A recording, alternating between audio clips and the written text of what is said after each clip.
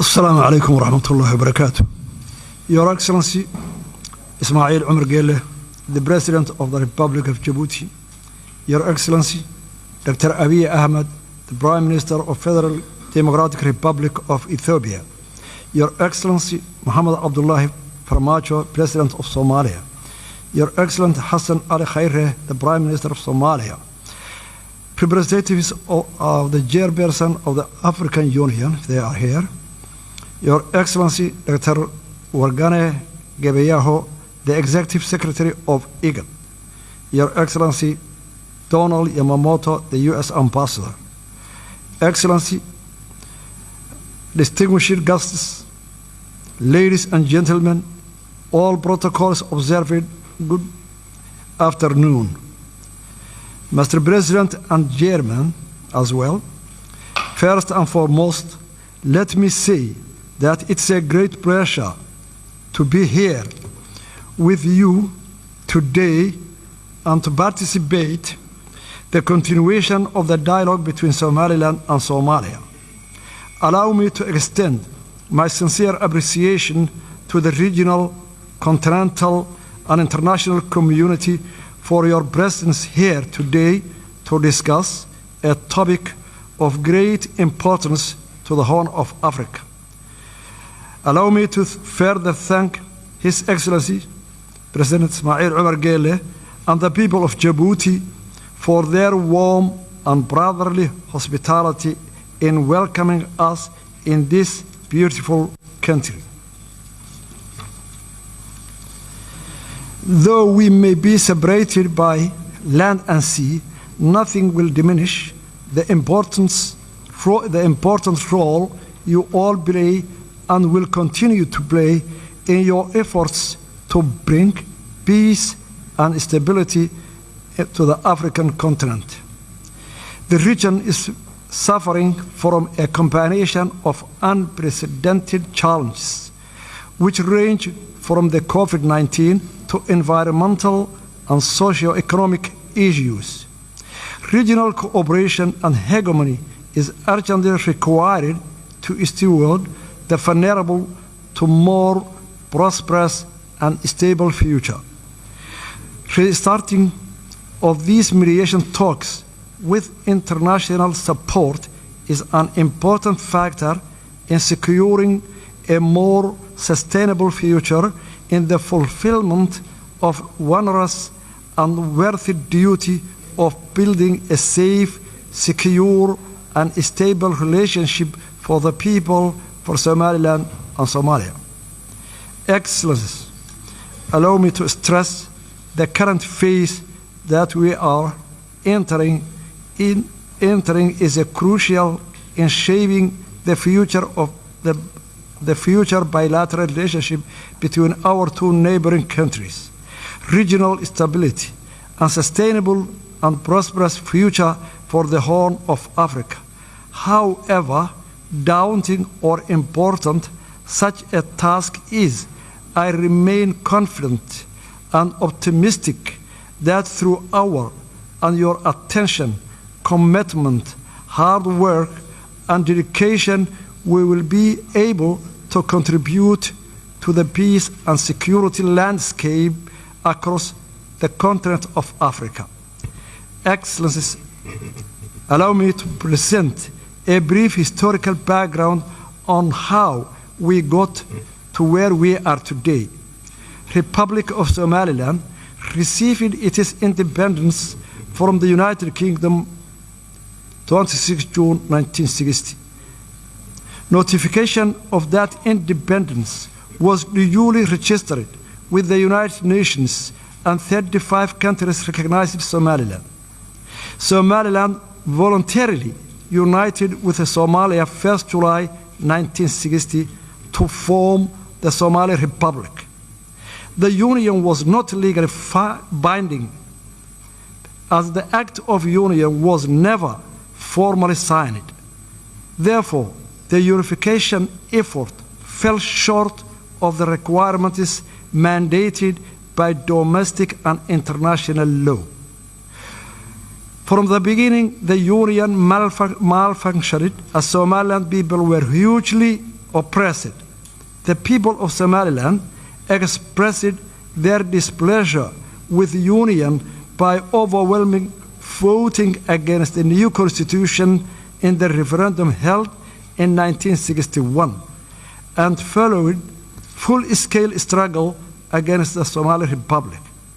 The result in the collapse of Somali Republic in 1991 and the restoration of the independence of the Republic of Somaliland 18 May 1991.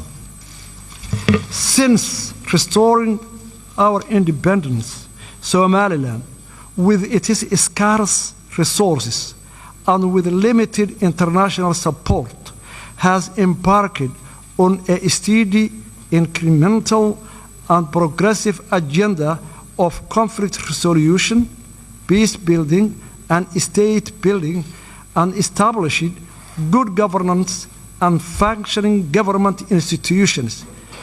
We conducted a constitutional referendum in which 97% of Somalilanders voted to support the constitution and the independence. Somaliland, during that period, has made rounds of multi-party free and fair elections, including 3 rounds of presidential elections, 2 rounds of local council elections, and a parliamentary election. Republic of Somaliland has created a conducive environment that enabled a thriving private sector and an inflow of international investment. Somaliland has played an important role in the peace and security of the region and has been a reliable partner in the fight against terrorism, piracy, human trafficking, money laundering, and other forms of organized crimes.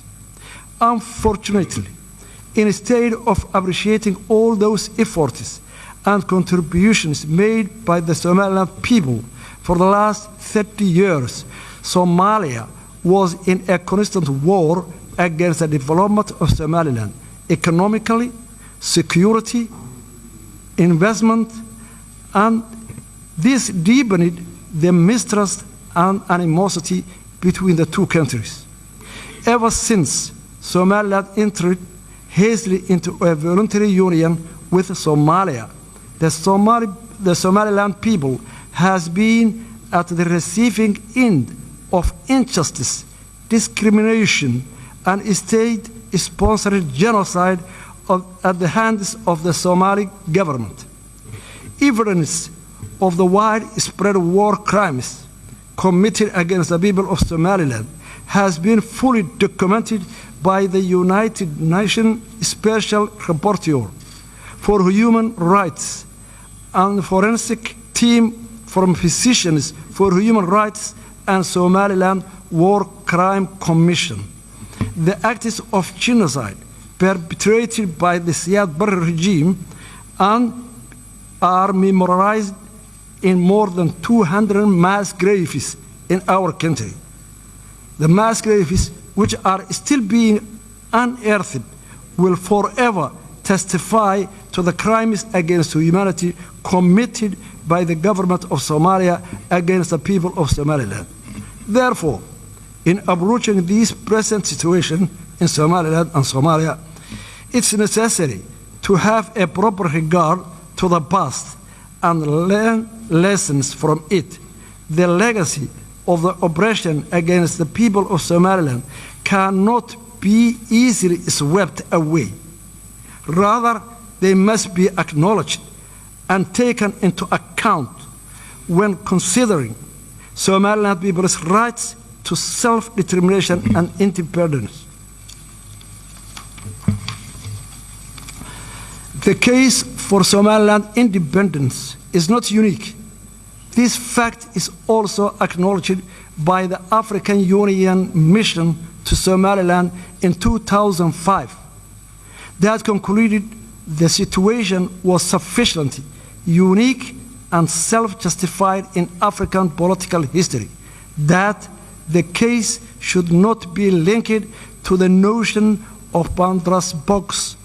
It recommended that the African Union should find a special method of dealing with this outstanding case at the earliest possible date. Furthermore, the 2005 African Union Fact Mission to Somaliland reported that the plethora of problems and confronting Somaliland are in part the legacy of political union with Somalia that malfunctioned and brought the destruction and ruin, thereby overburdening the population of Somaliland.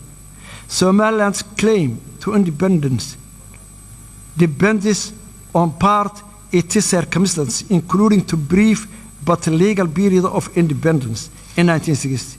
It claims to recognize international borders relating to that period, as can be summarized from the Somaliland's case, unique and demands unique solution. It does not create precedent for other unresolved conflicts in Africa or elsewhere. Somaliland's legal case for independence is the conformity with the international law. Somaliland satisfies the statehood criteria as set out in Montevideo Convention of 1933. Somaliland fulfills the conditions set out in Article 4P of the Constitutive Act of the African Union, which enshrines respect of borders existing on the achievement of independence, since Somaliland borders correspond to those received upon independence from the Great Britain. Somaliland is fully aware that the African context, the exercise of the right to self-determination is linked to the principle of respect for respecting boundaries. Somaliland's case for independence involves restoring borders of it possessed both as a colonial entity as an independent state. Between 1991 and 2000, the Organization of African Union considered to the break-up of two other unions. In 1989, Senegal opted to terminate its 7-year merger with Gambia as Senegambia Federation, and 1993, Eritrea formerly seceded from Ethiopia. Furthermore, in supporting the Comprehensive Peace Agreement signed in 2005 and subsequently independence of South Sudan and its admission to the African Union, the African Union has accepted the break-up of Southern Sudan. The International Court of Justice, in its legal opinion on Kosovo, declared in 10-4 vote that the declaration of independence of Kosovo of the 17th February 2008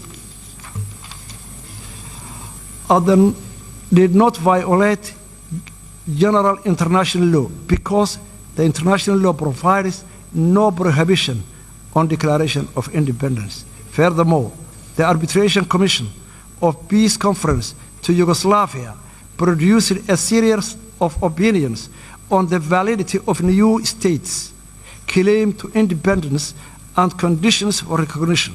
The Commission determined inter alia the break-up of Yugoslavia was a case of dissolution rather than cession. Somaliland's pursuit of independence is not a case of cession, but rather dissolution of voluntary union between independent states. A number of African Union member states are also the product of failed union. Mali, Senegal, Gambia, and Egypt have all withdrawn from unions with their borders intact. The African Union has also accepted the independence of territories never previously enjoyed full sovereignty.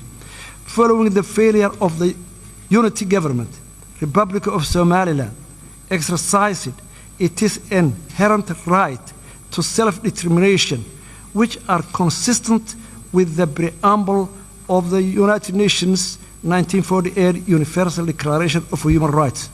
Somaliland has long argued that Somali Republic was two united countries.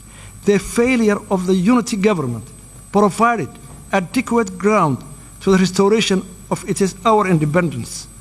We believe in that the key to sustainable and peaceful future lies in the honest and sincere dialogue between Somaliland and Somalia under the auspices of neutral and impartial international mediation mechanism and a guarantor. Somaliland remains committed to peaceful coexistence with Somalia. However, Somaliland insists in that the dialogue should be a two-state process with a substantive agenda that addresses the core issues of the dispute. Today, how can we proceed to this dialogue if the previously signed agreements in London, Istanbul, Accra, and Jabuuti were not implemented yet? We cordially propose that a serious mediation mechanism and a guarantor should be in place for this new round dialogue. We thank Somalia for their sincere apology to the horror of yesteryear committed in Somaliland. The current generation of Somalia was, of course, not responsible for what the previous generations did, but it is acknowledgement of the wrongdoings of previous generation is significant and heartfelt appreciated by all Somalilanders. But with acknowledgement also comes responsibility. Responsibility for the damage that horror caused. Words are not enough. Again, words are not enough. The horror of the past requires more than words. It requires actions.